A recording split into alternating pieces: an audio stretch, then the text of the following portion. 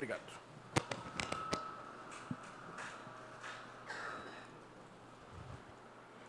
Bom dia a todos. Que Jesus nos abençoe e nos proteja. No capítulo da conceituação do significado, do papel, da missão, dos objetivos da Casa Espírita, nós temos uma profusão de obras, de textos que tratam dessa ideação, desse tema. Emmanuel, por exemplo, ao falar, ao descrever o propósito, ao conceituar o que seria um centro espírita, em 2 linhas, ele magistralmente sintetiza o seguinte raciocínio: o centro espírita é um órgão, é uma célula fundamental para a disseminação, para a divulgação, para a vulgarização do espiritismo e, ao mesmo tempo, de congraçamento dos seus adeptos. Então, é um duplo, um binômio definidor das funções, do papel, da missão do centro espírita. Ao mesmo tempo em que se consagra como uma célula de disseminação. É o ponto fundamental, básico de disseminação, de divulgação, de esclarecimento, de orientação, de ensinamentos do que é a doutrina espírita. E, ao mesmo tempo, de congraçamento entre os frequentadores. Uma definição curta, simples, mas objetiva e claríssima. Divaldo Franco, o orador, médium, escritor Divaldo Franco, por sua vez, define o centro espírita, conceitua o centro espírita como a célula máter, a casa-mãe da sociedade que está por vir, das sociedades futuras, destas sociedades cuja mudança, cujo desenvolvimento já se propicia com o nascimento desses espíritos novos que estão aí, das crianças, dos jovens, das gerações mais novas, gerações que estão incumbidas de dar seguimento, de prosseguir com esse grande desiderato divino, de fazer a Terra evoluir.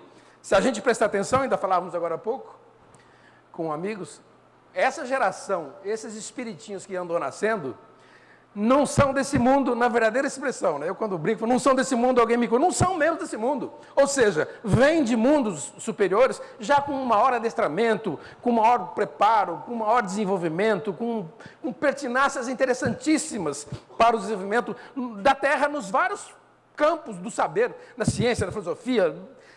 São espíritos, a começar, como exemplo, esses meninos, como gostam de dizer os sábios, esses jovens das promotorias públicas que estão fazendo um papel admirável em prol, em benefício do desenvolvimento do país. Sem demérito para as gerações antigas, muito pelo contrário. Sem demérito para as gerações antigas que foram sustentáculos desses jovens, mas é admirável. E Divaldo, quando fala no centro espírita, fala que o centro espírita é essa casa, é essa célula, é esse organismo propício para o desenvolvimento, para a chegada e desenvolvimento das novas gerações. Mas por que ele fala isso? Qual é a razão? Ele explica de maneira muito clara, porque nos centros espíritas, nas casas espíritas, o grande objetivo é reunir almas que trabalham pelo próprio progresso e pelo bem geral. Os centros espíritas têm como grande desiderato, como grande objetivo, o desenvolvimento das pessoas, dos frequentadores, na auto-reforma, no auto-aprendimento, e pelo bem geral. Todo centro espírita visa o bem geral. E de resto,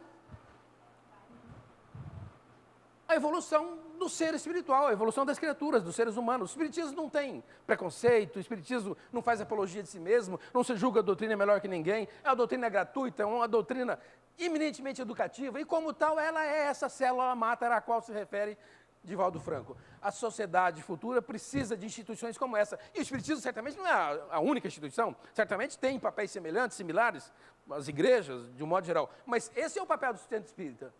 É a casa do futuro, que visa a sociedade do futuro. Mas Herculano Pires, que foi um grande polemista, um dos grandes divulgadores do espiritismo, já desencarnado há muito tempo, Herculano Pires foi um dos grandes filósofos, estudiosos e polemistas, daqueles que iam à TV, ao rádio, a TV nem tanto, que a TV ainda estava nos seus primórdios, mas aos rádios, e polemizar com perseguidores, com detratores do espiritismo. Ele teve embates interessantes, como, por exemplo, com o padre Quevedo, e eram, inclusive, eu creio que muitos de nós aqui temos em casa cópias, exemplares do Evangelho, do Livro dos Espíritos e outras obras de Kardec, traduzidas por ele, diretamente do francês. Mas o Herculano Pires, por exemplo, eu me lembro de alguns debates que ele fazia com esses detratores do espiritismo. Era um homem muito sábio, muito culto, inclusive deixou uma família que produz, que trabalha, que divulga, que dissemina o espiritismo, tal qual ele o fazia, começar pela filha dele, cujo nome agora me fugiu. O nome da filha do Herculano Pires, Heloísa Pires. Bem, mas o Herculano Pires tem uma definição sui generis. Ele compara o espiritismo, ele compara o centro espírita, que é o objeto aqui do nosso estudo, como um espelho côncavo. E depois a gente vê por que ele busca essa imagem da física, né? A gente não entende disso, mas enfim, a gente é capaz de entender o que ele quer dizer aqui. A casa espírita, o centro espírita, ele o compara como um espelho côncavo em que as atividades doutrinárias, as atividades do dia a dia, as atividades do cotidiano, se refletem e se unem, projetando-se como síntese natural da discussão, da dialética espírita, processo fundamental para o desenvolvimento seguro da doutrina espírita. A doutrina espírita não pode abrir mão do estudo, dessa convergência de opiniões, de conhecimento, de instrução, para que o seu desenvolvimento seja seguro, para que o espiritismo não caia no vício, no erro, no equívoco que caíram religiões irmãs nossas, a começar da grande religião que sustentou a humanidade por muito tempo, que é a Igreja Católica, e sem crítica nenhuma, mas que também trouxe grandes tropeços, equívocos, dificuldades, atrasos para a humanidade, em face desses riscos que todos nós corremos. A falta desse parâmetro, desse norte, dessa bússola.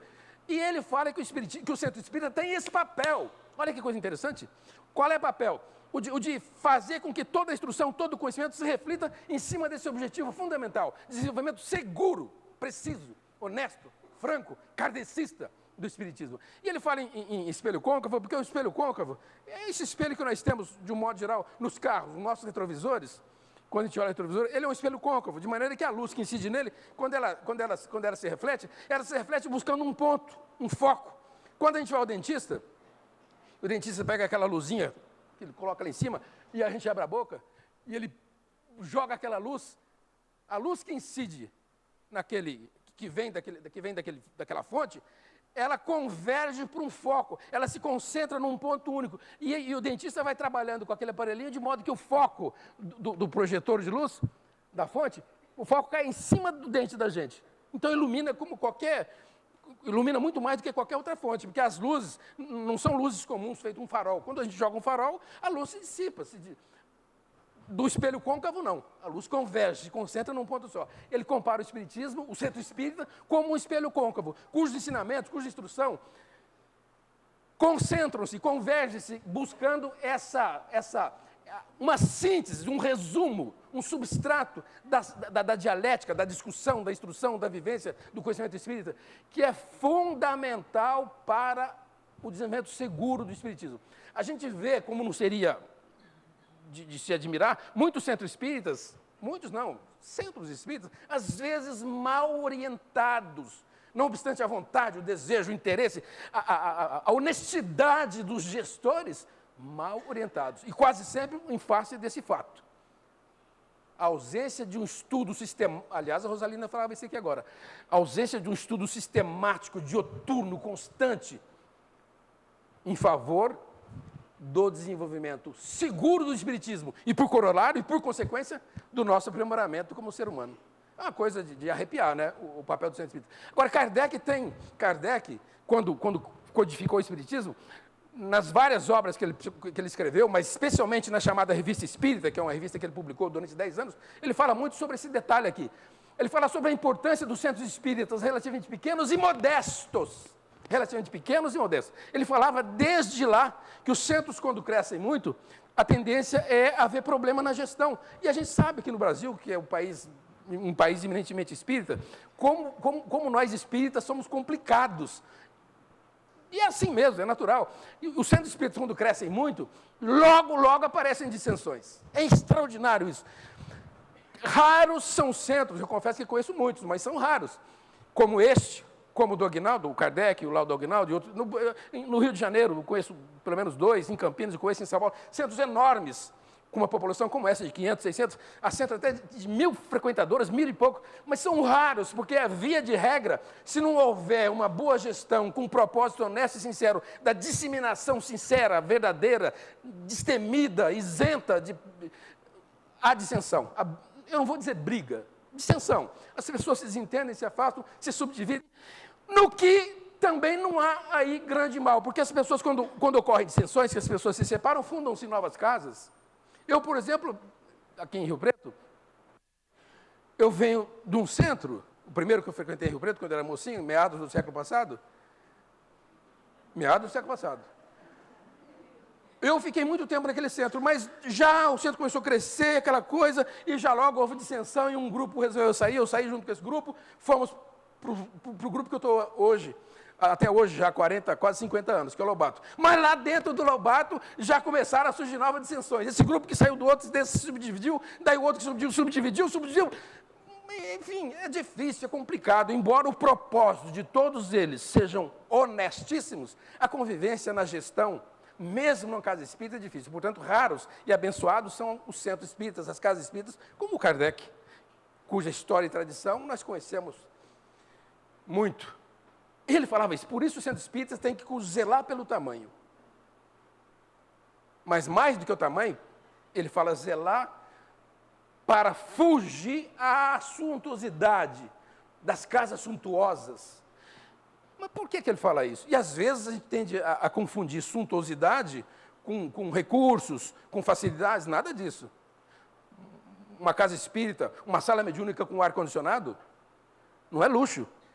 Não há suntuosidade, isso é necessidade, são coisas do tempo. Ou com essa parafernália eletroeletrônica para comunicação, divulgação, disseminação do espiritismo, das gráficas, das editoras. Suntuosidade é outra coisa. Mas ele explica bem, ele fala bem por que ele diz isso. Olha só como é que ele fala. Aliás, antes de eu trazer aqui o pensamento dele, deixe-me lembrar um fato. Eu, por exemplo, tive o privilégio de, por longos anos a fio, visitar Uberaba, onde Chico Xavier estava. Depois que ele veio de Pedro Leopoldo, ele veio para Uberaba. E lá em Uberaba, eu o conheci, e o nosso grupo teve ocasião de ir lá várias vezes, no centro chamado Comunhão Espírita Cristã, SEC. Era o centro para o qual ele veio, e onde ele veio trabalhar por anos a fio, até mudar-se, até ele próprio fundar o centro dele. E muitos aqui o conheceram, o chamado Grupo Espírita da Prece. O Grupo Espírita da Prece, do Chico, quem o conheceu vai se lembrar, quem conhecia o centro, era um salãozinho que dava, talvez, menos de um quarto desse salão aqui. Um quarto. O centro espírita, do ser mais emblemático, do ícone da história recente e moderna do espiritismo, que é Chico Xavier, tinha uma sala cujas dimensões chegava, no máximo, a um quarto da sala que nós estamos. Portanto, a mensagem que ele passa para nós é de que tamanho, dimensões, não são necessariamente requisitos, ou pré-requisitos, ou alternativa para a eficiência. Nesse centro espírita, como é um espírita cristão, eu me lembro do episódio, ele nos contou, para o grupo ele contava, mas isso está num dos livros de Sueli Caldas Schubert, chamado Testemunhos de Chico Xavier. Lá ela conta que, certa ocasião, como o Chico recebia muita mensagem, acudia muita gente, e familiares desencarnados, as pessoas muito gratas, a tendência das pessoas é oferecer bens, oferecer recursos. E os médios verdadeiramente sinceros e cônscios dos seus deveres, atendem com absoluta gratuidade. Absoluta. Mas os médiuns, em geral, esses médiuns que recebem mensagens do plano espiritual, que atendem, que consolam, Divaldo, Ivone Pereira, Chico Xavier, enfim, são muito tentados nisso. Eu me lembro, por exemplo, antes de falar do Chico, de um fato com o Divaldo, e eu o acompanhava no Rio de Janeiro, no Hotel Glória. No Rio de Janeiro, no Hotel Glória, aquilo lotadíssimo, gente vazando pelos cantos, e uma senhora se levantou da plateia, depois que o Divaldo acabou a exposição, eu vi, e acompanhei, eu estava com o Divaldo, eu estava hospedado no próprio apartamento do Divaldo, portanto eu vi e levei com ele. Uma senhora chegou, ajoelhou-se em frente, uma ingenuidade, mas chorava muito, copiosamente, e dizia para o Divaldo que a bênção que ela sentia na vida dela, depois de tê-lo conhecido, especialmente depois que passou a receber a mensagem do filho, era tão enorme, tão grande, que ela se dispôs a vender uma propriedade e passar a propriedade para a Mansão do Caminho. Divaldo Franco tem uma mansão, tem um órgão, uma casa, assistencial admirável no Rio de Janeiro, em Salvador. Essa casa atende cerca de 3.500, 4.000 crianças diariamente. 4.000 crianças diariamente. Com ensino, construção, com alimento, com negócio doido, uma coisa de doido. E ela então doou. E o Divaldo falou, não posso aceitar, minha senhora, eu não posso. Não, mas é para você. Para não ficar aquela discussão meio doida, ele falou, Eurípides, guarda para mim. Um envelope que ela trazia. Eu, curioso, olhei, era uma escritura da fazenda para passar para ele. Aí levamos para o apartamento, no outro dia ele ligou para a mulher e falou, não posso. E negou. Agora eu volto ao Chico. O Chico, quando ele estava nesse centro espírita comunhão cristã, era enorme, um centro enorme, talvez de comprimento desse uns 2 ou 3 desses, eu me lembro bem. E um dia uma senhora, também em gratidão, passou a ele uma fazenda. Na verdade, não passou, ele passou para o centro. E o Chico falou, não podemos aceitar. Ela disse, mas é uma fazenda que vocês vão vender e vão adquirir recursos para dar prosseguimento à atividade essencial da casa. E Chico disse, mas eu não posso aceitar isso como fruto do trabalho mediúnico. Mas a direção da casa aceitou. E certamente com bom propósito, certamente com boa intenção. Porque entenderam que com aquele dinheiro, proveniente da venda da fazenda, poderiam dar prosseguimento aos seus projetos de divulgação, disseminação de espiritismo e de assistência social. Mas o Chico falou, bom, vocês fiquem, tudo bem, mas eu saio. E o Chico então saiu do Comunhão Espírita Cristã e fundou esse grupinho Espírita da Prece. Veja como que é difícil. As casas espíritas, quando crescem, fica difícil de gerir, de manter o foco ao qual se referiu agora há pouco o Colano Pires. Mas Kardec fala o seguinte, os centros espíritas modestos, como é esse aqui, como é o que eu frequento, como em geral são, a quase totalidade dos centros espíritas, a quase totalidade é assim, modesta, atraem pessoas verdadeiramente interessadas no conhecimento do espiritismo. E com isso, cria um ambiente propício à fraternidade, a sentimentos reais de urbanidade, onde, olha que importante que Kardec falava, 150 e tantos anos, 160 anos, onde as discriminações socioculturais não têm vez, desaparecem. E as pessoas se irmanam diante do objetivo da casa espírita. Que coisa interessante. Sobretudo porque, ele fala, os centros devem evitar o sontosismo, a sontosidade, sobretudo por conta das discriminações socioculturais que ainda vigem, que ainda são relativamente comuns na sociedade nossa. E em qualquer casa, nas igrejas, no centro espírita. Então, é um risco que a gente corre. Isso quem falava era Kardec. Os centros espíritas, portanto, devem ser relativamente pequenos, grandes na medida das necessidades, mas sempre modestos. E aí sem restrição. Modestos. Centros espíritas modestos. Sueli Caldas Schubert, a grande oradora, escritora, que está sempre aqui em Rio Preto, aqui próprio no Kardec, toda vez que ela vem em Rio Preto, ela passa por aqui, e muitos de nós aqui presentes a vimos a última vez, ano passado. Entre as várias obras que ela escreveu isso aqui. Eu já chequei ali com o Paulinho, o livro tem aí na biblioteca para vender, para quem interessar, naturalmente. Ela escreveu um livro cujo título está aí, em negrito, As Dimensões Espirituais do Centro Espírita. Porque, em verdade, quando a gente chega, sobretudo os neófitos, os novatos, os iniciantes, quando chegam, e mesmo nós mais velhos, estamos acostumados a ver, a enxergar e a valorizar a sistemática, o cotidiano, o dia a dia, das atividades do ponto de vista material, humano, físico, mas há uma contraparte espiritual em relação à qual muitos de nós não temos notícia, não temos ciência de como se dá o processo de desenvolvimento, como se desenvolvem, como se realizam, como se efetuam, como se dão as atividades lá do ponto de vista espiritual. Como é que funciona um centro espírita como esse, lá na contraparte espiritual? Como são os dirigentes, como são os gestores, quais são os propósitos, qual a sistemática? A gente conhece bem, ou relativamente bem, como se dá aqui na nossa dimensão. E sempre admirável, e a gente sempre fica admirado de ver com que proficiência os dirigentes espíritas fazem. Mas é de se imaginar, e ela relata aqui, como é que isso se processa do lado de lá. É claro que eu não vou discorrer sobre o livro, mas eu vou colocar aqui o índice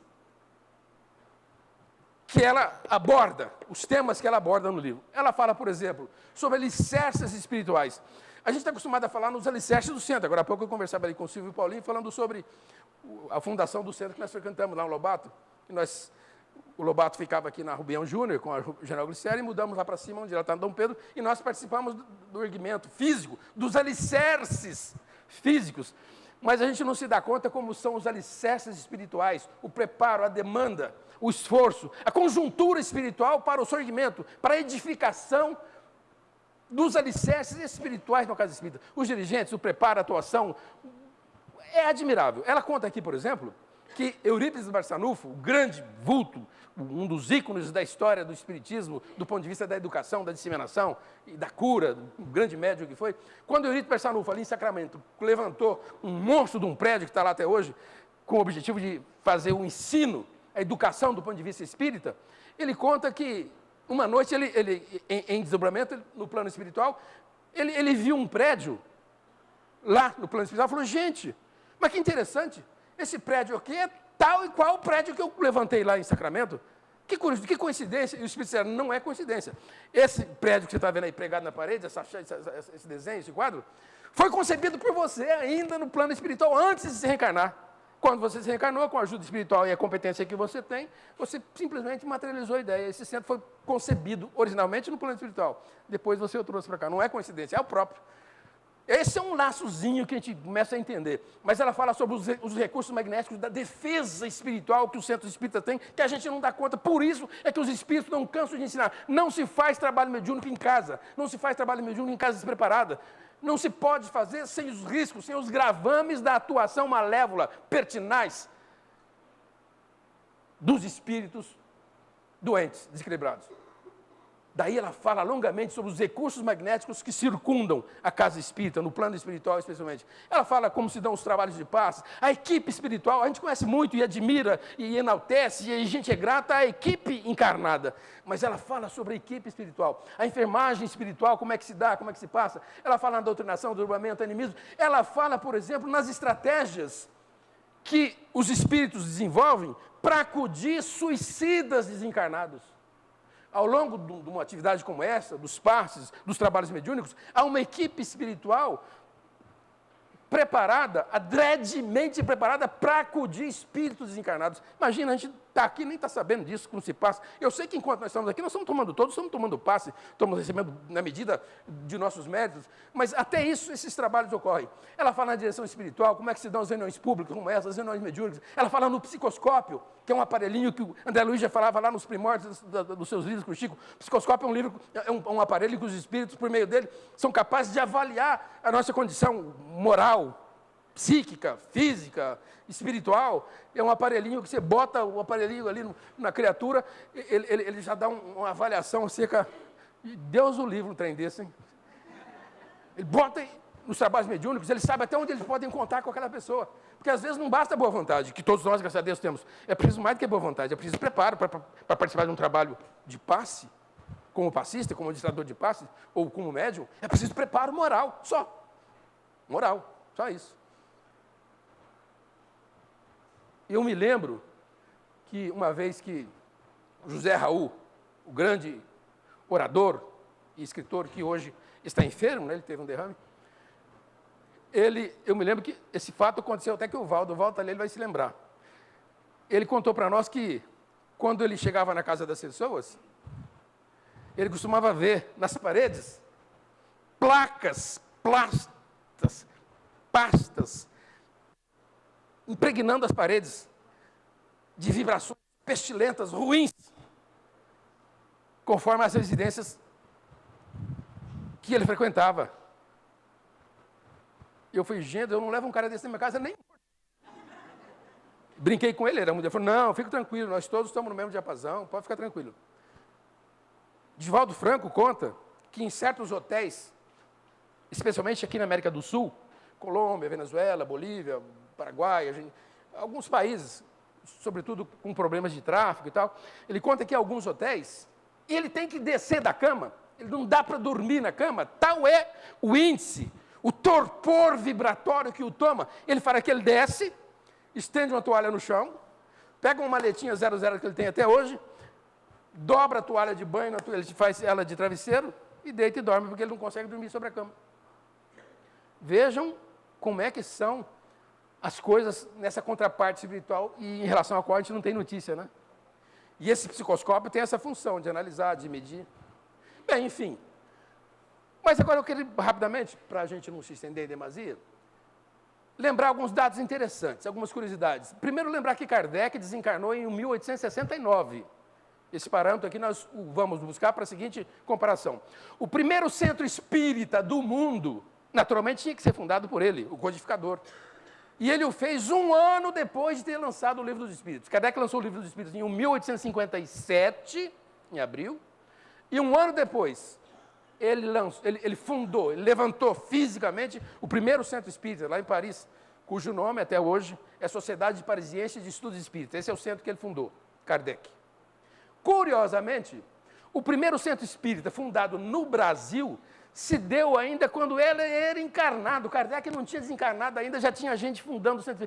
Eu dizia lá outro dia no nosso centro, esses espíritos não são desse mundo. Eu falei, não são mesmo, porque um cara fundar, com toda a preocupação, com zelo, com perseguição, com as dificuldades que se tinha para se fundar o centro espírita há 100 e poucos anos, o cara fundou um centro espírita, conhecidíssimo, Luiz Olímpio Teles, em Salvador, no ano de 1865. Kardec ainda ia desencarnar 4 anos depois. Nem a Federação Espírita Brasileira, a casa máter do Espiritismo, a célula mais importante da doutrina espírita no Brasil e no mundo, não tinha sido ainda fundada, seria fundada 20 anos depois, pois esse bandido fundou lá em Salvador, um país eminentemente católico, com tradições complicadas do ponto de vista da perseguição, enfim. O cara me funda esse centro lá. Mas, no Brasil, eu compilei aqui alguns centros espíritas conhecidos. Na cidade de Areias, os caras fundam um centro espírita em 1881. Que espíritos, que visão, que criaturas admiráveis eram essas. Em Santos, 1883, em São Paulo, 1890, em Natal, em Franca, aqui vizinha Franca, em 1900 ele já tinha um centro espírita fundado. Matão, o centro espírita Amantes da Pobreza, onde veio trabalhar depois Caibar Schutel.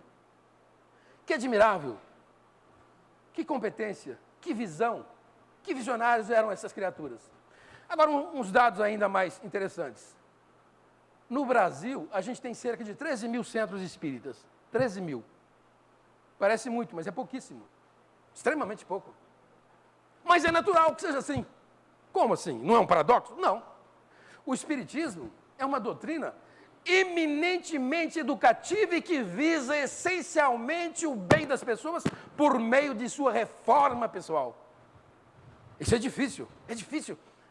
Eu e Rosalina tínhamos uma tia, desencarnada, digo tínhamos, porque desencarnou há muitos anos, ela dizia assim, ser espírita é um desafio, e é, para quem quer ser espírita, especialmente espíritas como eu, marca barbante, que tem que estar se policiando. Quem falou marca barbante foi Kardec, se bem que ele deu outro nome, não foi, eu digo marca barbante, mas ele explicou bem. Os espíritas crentes, que a maioria de nós, como eu, a maioria é. Ele fala assim, existem 2 grandes categorias de espíritas. Ele escreveu isso num livrinho chamado Viagem Espírita, em 1862. Kardec fala assim, existem 2 grandes categorias de espíritas, grosso modo. Os espíritas crentes e os espíritas praticantes. Os espíritas crentes são esses, em cuja categoria eu me incluo. Conhece o espiritismo, estuda o espiritismo, teve o privilégio de ser pai de estudo, aceita os princípios espíritas, teoria da reencarnação, multiplicidade dos mundos habitados, lei de causa e efeito, conhece, admite e aceita os princípios, porém estanca, retroage no momento de aplicá-los no dia a dia. Ou se o faz à custa de muito sacrifício. Esses somos a maioria dos espíritas. A outra categoria ele chama de espíritas praticantes. Aí tudo bem. É o espírita real verdadeiro, muitos dos quais estão aqui expressos como fundadores das primeiras casas espíritas pelo Brasil e pelo mundo, praticantes. E eu então estou na primeira categoria que eu chamo de espírita marca barbante, bem fraquinho. Então é natural que o espiritismo não seja uma doutrina de massa. Ela não promete, ela não facilita. A doutrina espírita não faz proselitismo, não propagandeia-se a si mesma. O espiritismo não faz apologia dos seus princípios. O espiritismo não diz que a salvação está entre os espíritos, muito pelo contrário. Nem aceita o termo salvação. Para se falar em salvação, nós temos que admitir a culpabilidade perene, e o espiritismo não aceita. Então, é difícil ser espírita. Por mais que a gente tente, eu já narrei aqui dezenas de vezes, mas eu sempre conto, com todo o meu empenho, meu esforço de espírita marca barbante, eu fazia matemática, ainda era aluno, uma menina, uma amiga nossa, colega, foi Eurípides. Eu estava falando com a nossa amiga, da classe também, e eu disse a ela que você era espírita, e ela falou assim, o Eurípides é espírita? E eu comecei a me interessar para aquela conversa, falei, onde é que vai chegar isso? Aí a minha amiga falou assim, o Eurípides é espírita? Eu estava pronto para ouvir um baita de elogio, né? Ah, então é por isso. Mas escuta só. Aí a amiga minha falou assim, sim, ela é espírita, você não sabia? Ele é espírita. Aí essa amiga dela e minha falou assim, não parece. Ah, que miserável! Olha que miserável! E eu achando que era o rei da cocada ali, e todo metidinho, já fazia palestra, já não sei o quê. Ou então minha mulher no começo, hoje, graças a Deus, eu não sei se por cansaço dela ou porque eu mudei um pouco. Ela costumava fazer isso, grande espírita você é, viu? Meu Deus do céu! Esses somos nós, a maioria. Espíritos conscientes e cônscios da nossa necessidade de mudança. E que luta. Eu confesso, a despeito de todas as minhas dificuldades, eu luto diariamente. Desde a hora que eu levanto até de noite. Eu luto diariamente por acertar o meu passo e compasso aos modos dos ensinamentos espíritas. Mas eu sei que é difícil. E tem aqueles praticantes que fazem isso, são pessoas serenas, confiantes em Deus, certos da misericórdia divina, de acordo com os princípios espíritas. Eu, por exemplo, não sou uma pessoa serena, aceito todos esses princípios, mas não sou. Eu me aflijo com os problemas que acometem a minha família, os meus, e não deveria ser assim, eu sei que não deveria, e luto contra isso, porque acredito nesses princípios que me ensinam. Os meus filhos todos, os mais velhos, todos têm assimilados todos esses conceitos, com grande propriedade, e são, graças a Deus, grandes criaturas, grandes almas. Mas é pouco, é preciso a frequência sistemática para o autoaprimoramento diuturno. Eu já contei aqui, rapidamente conto mais esse, o nosso filhinho do meio. Contei aqui várias vezes, mas só para replicar o que é a crença e a prática desassociadas. O nosso filhinho do meio, hoje um pesquisador lá da Unicamp, mas ele tinha 5 anos, e nós tínhamos comprado para ele um brinquedo que chamava Forte Apache. Você não é desse tempo. Forte Apache, é? Rapaz, era um joguinho, tinha uns índiozinhos de plástico, e tinha cabaninha, e a Maria, minha mulher, estava fazendo almoço lá na cozinha, e escutou na sala um barulho assim, bam, desencarnou, bam, desencarnou, falou, que raio de negócio que é esse?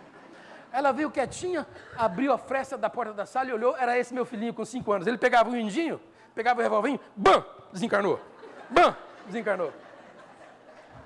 Esse é o risco, não é? Claro que é uma grande alma, mas olha como o risco de desvio, como a gente está no fio da navalha, né? Aceitar os princípios sem a contrapartida da repercussão íntima e pessoal, que é difícil. Um cachorro, certa feita, subiu na janela da nossa casa e quis agredir, o que assustou uma aluna minha, do curso de matemática, que fora lá para falar sobre agilidade, estava com um problema, e o cachorro subiu na janela, e essa minha aluna estava sentada lá em casa, ela levou um susto, uma moça, ela levou um susto, falou, meu Deus, ela dizia assim, é o Brick. Ela conhecia nós tínhamos um cachorro policial, pastor alemão chamado Brick. É o Brick. A minha filha mais velha falou, não, o Brick desencarnou. Gente, ela tinha o quê? Uns 8. O Brick desencarnou, o cachorro desencarnou. Sabe que interessante? Então a gente assimila, porque aceita, são naturais. São fascinantes os conceitos espíritas. Daí o risco de a gente empatar, endurecer, ficar empedernido, encruado na condição de espíritas crentes. Esse é o risco. E por isso que os centros espíritas são poucos, cerca de 13 mil. Metade dos municípios brasileiros não tem centro espírita. Olha aí que grande desafio para muitos de nós, sobretudo para os que estão aqui, que viajam por esses rincões do país, Mato Grosso, Nordeste, Norte, onde não se tem centro espírita, fundar centro espírita. O Brasil tem hoje cerca de 5.570 municípios. 5.570 municípios. Metade não tem centro espírita. E é compreensível que não. Minha filha, caçula, estudou na Estadual de Maringá. Maringá, uma belíssima cidade paranaense, me chamava a atenção. Tem uma universidade pública, aquele tempo, estou falando de coisa de 10 anos, uma universidade pública e 7 igrejas. Olha que contrassenso. Uma universidade pública, com toda a simbologia, o significado que tem o papel da instrução para o progresso e evolução da criatura e do próprio país. Uma universidade e 7 igrejas. Uma universidade pública e uma biblioteca pública e 7 igrejas. O centro espírita eu nem sei, que não deu tempo de buscar lá, mas certamente se tivesse, devia ter. Um centro, 2. Mas é natural que seja assim, é compreensível. A doutrina espírita é eminentemente educativa e, como tal, nos chama a nossa responsabilidade. E é difícil ser espírita. A gente nunca, os espíritas, nunca devemos nos negar como tal. Eu me lembro de alguns censos, isso não é crítica, mas é uma constatação. Em alguns censos, as pessoas dizem assim, o recenseador pergunta, o senhor é católico, é espírita? O senhor é espírita? Ele fala assim, não sou espírita, estou tentando ser. Não, nada disso. Se você é frequentador, você é espírita. Como dizia Chico, imperfeito, embora. Só espírita, vírgula.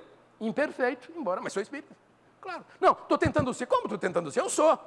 Mas então você é espírita crente? Sou. Não é praticante? Não, estou tentando ser. Mas espírita eu sou. Estou tentando ser praticante. A gente não pode negar esse fato, né? Negar esse fato seria negar os princípios espíritas em relação aos quais nós acreditamos. De Rio Preto, por exemplo, o Kardec, pela tradição, história e o significado emblemático que esse centro tem para Rio Preto e região, é talvez o mais antigo de Rio Preto. Ele foi fundado antes de 1930. 27 e 28 já constam.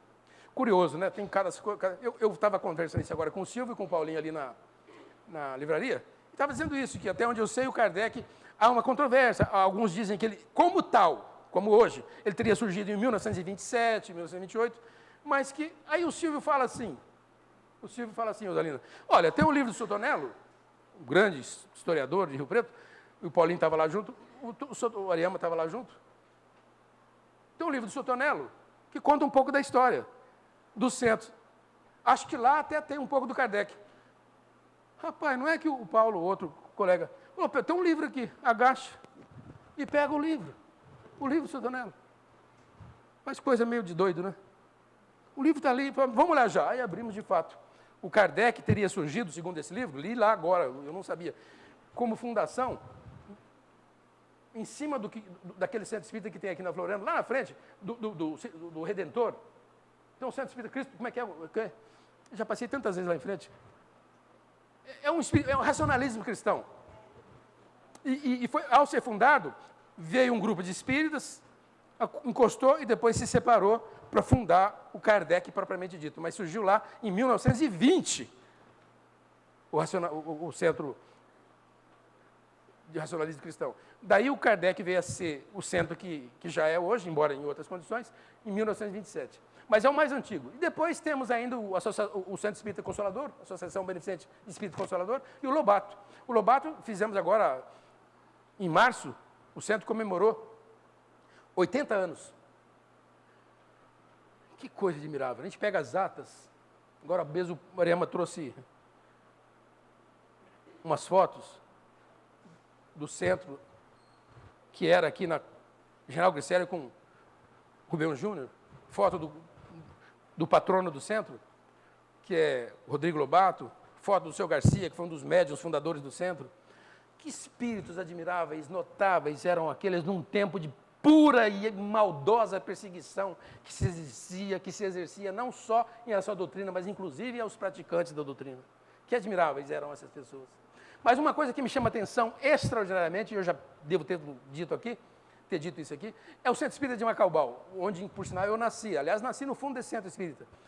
Eu acho inacreditável que na década de 30, no sertão de Rio Preto, além, Macaubal está a 70 e tantos quilômetros daqui, nos anos 30, o pai da Rosalina, especialmente o pai dela, com mais velhos, e outros meus tios mais velhos, costumavam vir daquela região de Andeara, Macaubal, para Rio Preto ou para outras cidades, buscar víveres, buscar alimentos, sal, açúcar, tecidos, querosene, vinham de carro de bois, de lá aqui. Eram 2 meses de viagem, às vezes, um para vir, outro para voltar.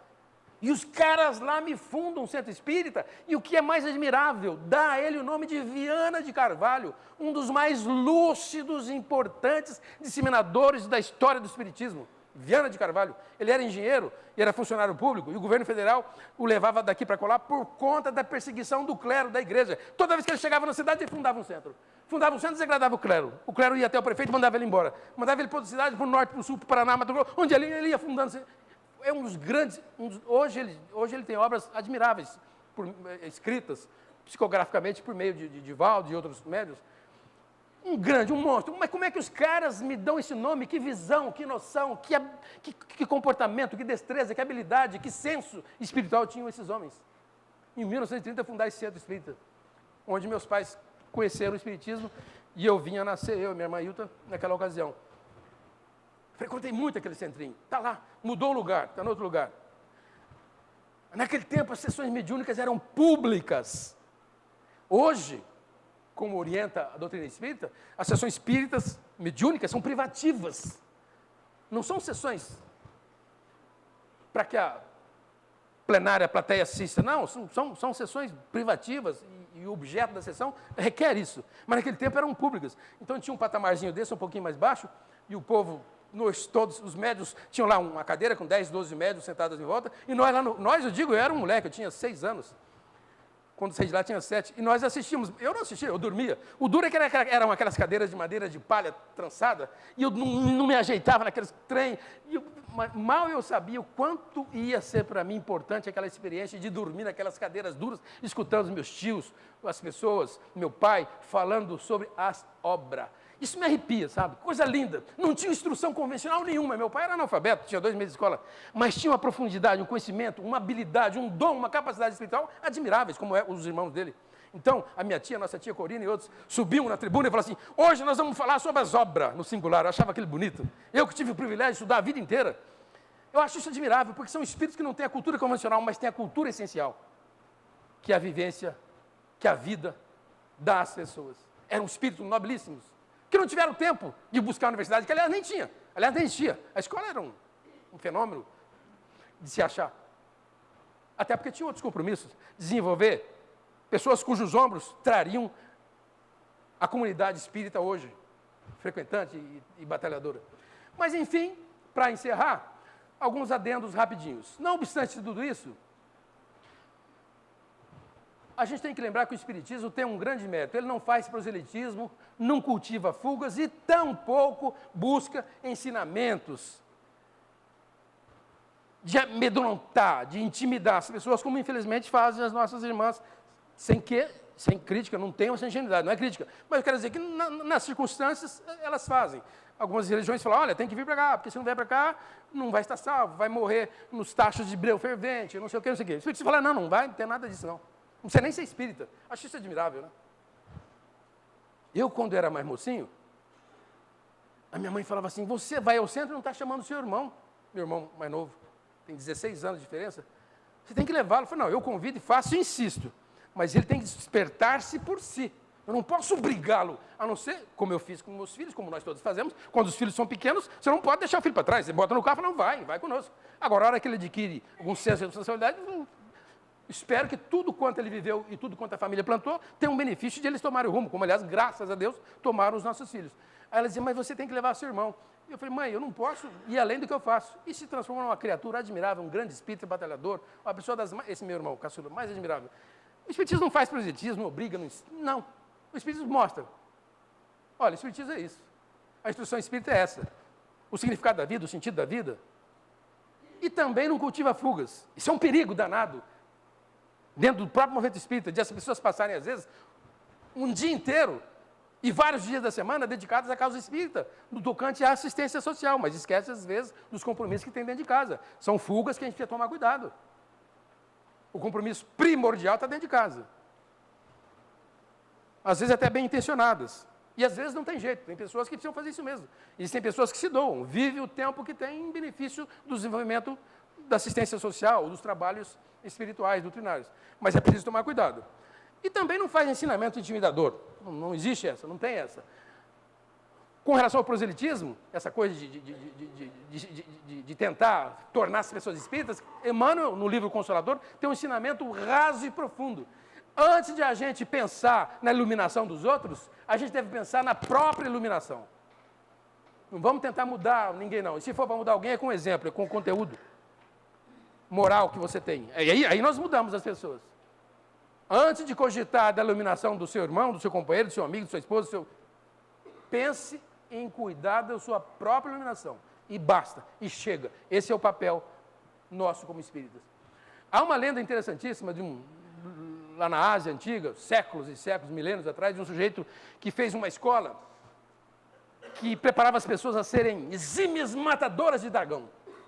As pessoas se preparavam para matar dragão. O sujeito ficava 3 anos recluso, naquele convento, aprendendo técnicas de matar dragão. E ele então conta que ele ficou profundamente decepcionado, porque quando ele acabou o curso de matador mor de dragão, ele abre a porta do convento e descobriu: meu Deus, não tem dragão? E agora? Ele fala: e agora? Aí ele fez o seguinte: ele abriu uma escola para ensinar os outros como é que mata dragão. Você sabe que em Espiritismo a gente faz isso? a gente vai e ensina os nuances espíritas, as vantagens da doutrina, os benefícios da instrução, e fala na mudança, da reforma íntima, e tal, e a gente sai a campo, sobretudo quando a gente conhece a doutrina espírita, mais novo, você sai inflamado, meu Deus, que coisa linda, que maravilhosa, e você sai a campo para matar os seus dragões, tal qual ensina, tal qual reivindica a doutrina espírita. Vamos matar os nossos dragões. Que dragões? Da imperfeição, do ciúme, da inveja, da arrogância. Vamos matar os... Aí quando você sai à rua para matar os dragões, você fala, meu Deus, é muito difícil. Mas o que eu faço com esse conhecimento agora que eu adquiri? Aí você sobe a tribuna e ensina os outros como é que mata o dragão dele. Isso é um perigo. E eu, muitos anos atrás, estava com um problema com o imposto de renda, até sem merecer. Eu, de passagem para uma cidade, entreguei minha declaração e a Receita, isso no tempo que a Receita aqui em Rio Preto ficava na General Glicério, lá na Maceno.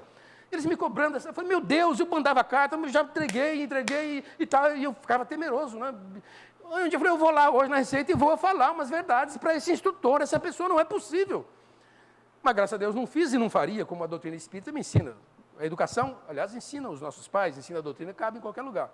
Quando eu entrei no salão principal, um atendente veio ao meu encontro, eu, graças a Deus, comedido, embora nervoso, inquieto, inseguro, falei, jovem, pelo amor de Deus, me instrua como é que eu procuro alguém dos delegados da Receita, porque eu estou com um problema grave, que eu estou muito preocupado, eu queria que você me ajudasse. Eu estou nesse diálogo, o chefe bate na minha omoplata, aqui, uma mãozona, pum! Eu levei um susto, olhei, era um vigilante, um dos guardas.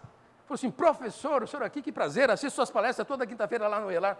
Falei, meu Deus do céu, se um sujeito desse me ver chegando deseducado, ele vai falar assim, bom, se a doutrina que esse cara professa não conserta ele, como é que vai me consertar? Não quero essa doutrina, não serve para mim. E graças a Deus eu não passei essa mensagem como nós corremos o risco de passar. Como aquela minha amiga, falou, nossa, não parece, miserável. Bom, e ainda assim, com todo o conceito espírita, com toda a instrução, com todo o aprendizado magnífico que a doutrina espírita nos passa, que com muita humildade a gente tem que aceitar, compreender, analisar, discutir, em cursos como esse, os quais foram referidos pela Rosalina, ainda assim há muitas maluquices na casa espírita. Eu já estou encerrando. Gente, eu estou acabando, que já estou passando da hora.